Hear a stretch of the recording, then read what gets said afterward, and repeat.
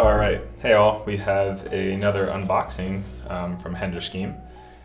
This time we're going to highlight the MIP-27 from the obviously manual industrial product line from Hender Scheme.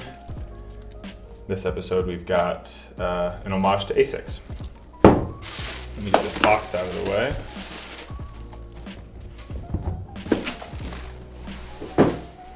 All right.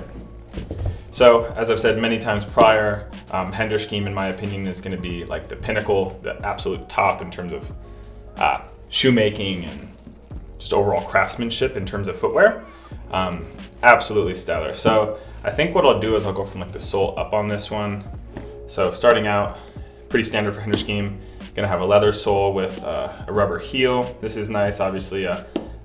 The heel will wear down slower than the leather and also provide some grip, as this is completely smooth. And then we do have the standard sort of leather stacked sole that comes on all the MIP models for the most part, but this cool white runner in here. So I were to guess it's gonna serve two things. It's going to add a little bit more cushion than like a fully leather sole, as well as just kind of add some contrast to the sole. Kind of breaks up this rubber and then the leather, the stacked leather that will attach to the upper itself. But yeah, so moving on from the sole, we've got multiple different kinds of leather up top on the upper.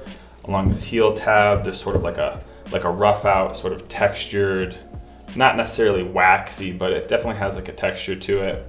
Up against the super smooth, and then we've even got some sort of like, I wouldn't call this like a tumbled leather, but it does have a texture. It's not pebbled either, but it's not a perfectly smooth kind of like veg tan like you see on a lot of the other MIP models. Even got some like darker leather underneath here. But this is kind of what I'm talking about in terms of craftsmanship. I mean, it's just crazy. Look at how clean it is, you know what I mean? But double stitched the whole way around.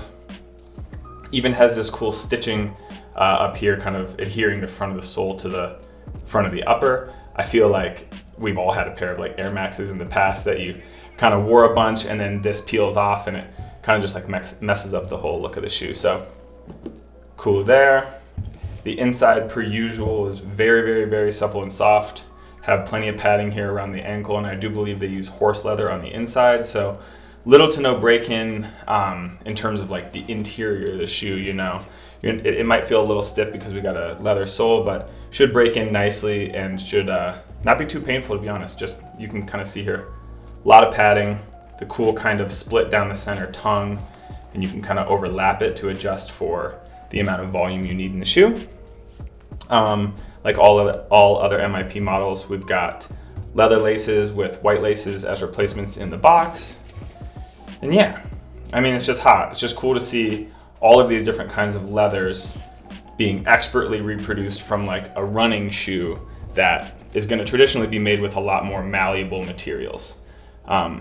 Just like kind of super hard to execute. I also mentioned this cool design feature here. When you're lasting the upper of a shoe, you're going to put a little nail in the back heel. Typically you'd put it somewhere inconspicuous. In some shoes with Hender Scheme you can see it quite a bit. Here we've just got it right here. I always thought that was a cool detail.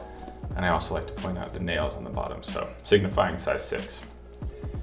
But yeah, let me know what you guys think, if how this ranks compared to other Hender Scheme models. If you've got any MIPs yourself that you've worn and broken in and you'd like to share, like I'd certainly love to see them. I now have collected 3 Hender Scheme shoes for my own personal collection, and I like to see how other people kind of break them in. I think it's cool to really be hard on them, because they can definitely take it.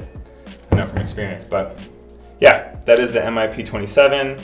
Let me know your thoughts, and if there's anything else you'd like to see in this series in way of unboxing or like a deeper dive, or you know, however I can share information, just let me know. I'd love to be a part of it. So thanks for watching, guys. Like, comment, subscribe, and I'll talk to you soon.